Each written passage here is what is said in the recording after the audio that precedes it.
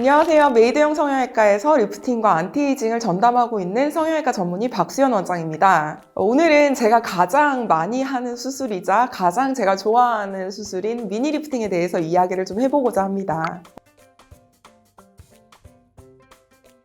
4세대 미니 리프팅이라고 해서 저희 메이드형에서 이제 가장 주력으로 하고 제가 가장 사랑하는 어떤 수술에 대해서 얘기를 좀 해보고자 하는데요. 리프팅이라고 하는 게 꼭 노화를 걱정하는 사람들만의 전유물이 아니라는 얘기로 먼저 이야기를 좀 시작을 해보고자 해요. 어떤 조직이 처져서 다 내려왔었을 때 당겨서 올리려고 하면 자칫 어색하고 조금 기괴한 얼굴형을 만들 수 있어요. 즉, 리프팅은 됐지만 예뻐지는 얼굴은 안 될 수 있다는 거죠. 사실 우리가 원하는 얼굴은 예쁜 얼굴인 건데 처졌다라고 생각하니까 일단 당겨서 올려주세요 라고 요구를 하면서 병원에 내원하시게 되는 경우가 굉장히 많아요. 그렇기 때문에 나는 여기가 처졌고 그래서 뭐 조금 여기 좀 잘라서 뭐 미니 리프팅 요거 하면 참 좋을 건데 라고 생각하시는 분들이 많은 거죠. 하지만 제가 생각하는 미니 리프팅은 그게 아니에요. 나의 얼굴에 맞춰서 디자인을 들어가고 벡터 방향도 그냥 단순하게 한 방향으로 당기는 게 아닌 어떤 내가 처져 있는 포인트들과 좀 낮아져 있는 볼륨 포인트를 위쪽으로 이동시키면서 재배치해주는 게 4세대 미니 리프팅이라고 제가 정의하는 부분이기는 합니다. 어쨌든 미니 리프팅에 대해서 간단하게 설명이 좀 필요할 것 같은데요. 일반적으로 안면 거상이라고 하는 큰 수술, 절개 범위가 구렛나루 약간 위쪽부터 시작해서 굉장히 밑에 귀 뒤까지도 이어지는 굉장히 어떤 크고 조금 적극적인 어떤 그러한 수술이 있고 뭐 레이저 리프팅이라든지 뿌띠 리프팅이라고 하는 실리프팅이라고 하는 시술로서 간단하게 끝날 수 있는 어떤 그러한 단계가 있는데요. 그 단계의 브릿지 역할이라고 생각을 하시면 돼요. 절개 범위는 최소화를 했지만 효과는 안면 거상에 가깝게 느껴지고 싶어 하는 거죠. 하지만 현실적으로 절개 범위가 작아지면 안쪽에 근막을 조작을 한다거나 소프트 티슈를 조작을 할 수 있는 범위가 작아지기 때문에 안면 거상만큼의 효과를 노리는 거는 의사의 입장이나 환자의 입장에서 좀 욕심일 수밖에는 없어요. 절개 범위는 줄여서 회복 기간이라든지 흉터는 단축을 시키되 조금 더 먼 범위의 효율적인 리프팅을 위해서 실 리프팅이라든지 다른 어떤 뿌띠 시술들을 병합을 한 것을 저는 4세대 미니 리프팅이라고 표현을 하는 건데요. 회복 기간이 짧아서 일상생활의 복귀도 굉장히 빨라야 하고 또 남들이 보기에는 잘 이렇게 흉터가 티가 나지 않아야 하는 분들, 하지만 단순한 뿌띠 리프팅보다는 조금 더 큰 효과를 보시고 싶어하는 분들한테 가장 적합한 수술이라고 보시면 되겠습니다.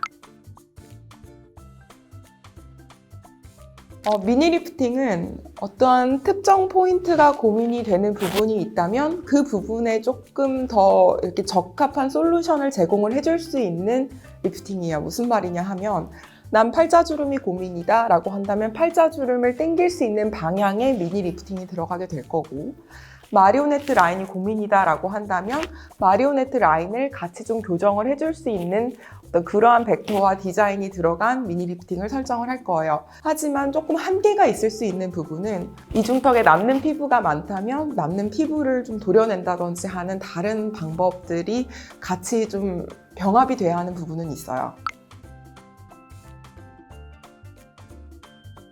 미니 거상이라는 용어를 많이 쓰기도 하는데 사실 거상이라는 단어가 결국 리프팅이에요. 그래서 미니 거상, 미니 리프팅 다 결국 비슷한 어떤 수술 방법을 아우르는 개념이기는 하는데요. 교과서적으로 어디서부터 어디까지 하는 게 미니 리프팅이다 혹은 미니 거상이다 라고 하는 거는 없어요. 즉 어떤 술자의 어떤 역량에 좀 맡겨져 있는 부분이기는 하는데요.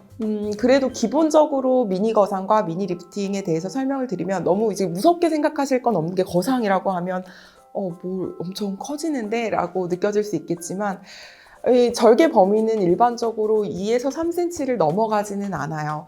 왜냐하면 그 절개 범위가 많이 넓어진다고 해서 어차피 이렇게 몇 cm 이상 충분하게 절개를 하지 않으면은 제가 여기서 조작할 수 있는 거는 한계가 있기 때문에 2cm 정도 이내의 절개를 통해서 근막을 고정을 시키고 약간 당겨줘서 바닥을 튼튼하게 만든 다음에 튼튼해진 바닥 위로 실이라든지 혹은 안면 조직을 좀 당겨줄 수 있는 봉합사를 이제 활용을 해서 좀 먼 조직을 같이 좀 당겨주는 과정이 포함이 돼요.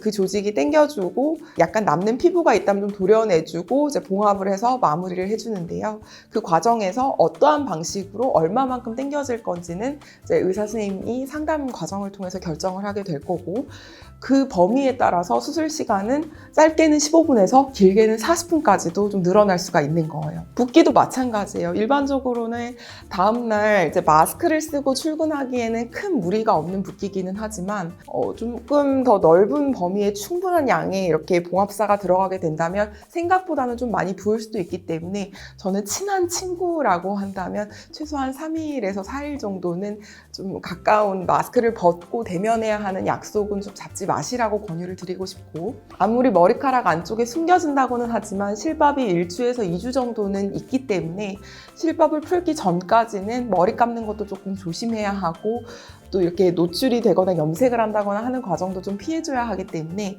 완전한 일상생활로의 복귀, 정말 아무렇지 않은 일상생활로의 복귀는 한 2주 정도의 회복 기간을 생각을 하시면 좋을 것 같습니다.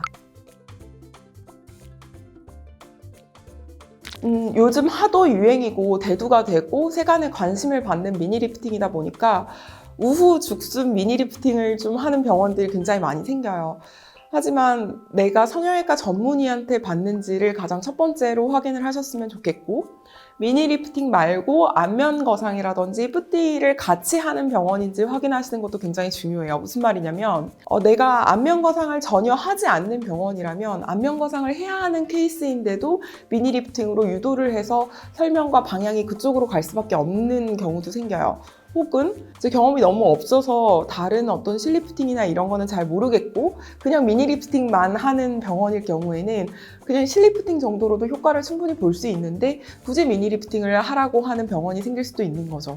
또한 그 병원만을 볼 게 아니라 내가 그 병원에서 어떤 원장님한테 받는지도 확인을 하시는 게 제일 중요해요. 어떤 원장님한테 받는지, 그 병원에서 어느 리프팅 시술이 커버가 되는 건지, 그리고 얼마나의 경력이 있는지를 확인하시는 게 제일 중요할 것 같습니다.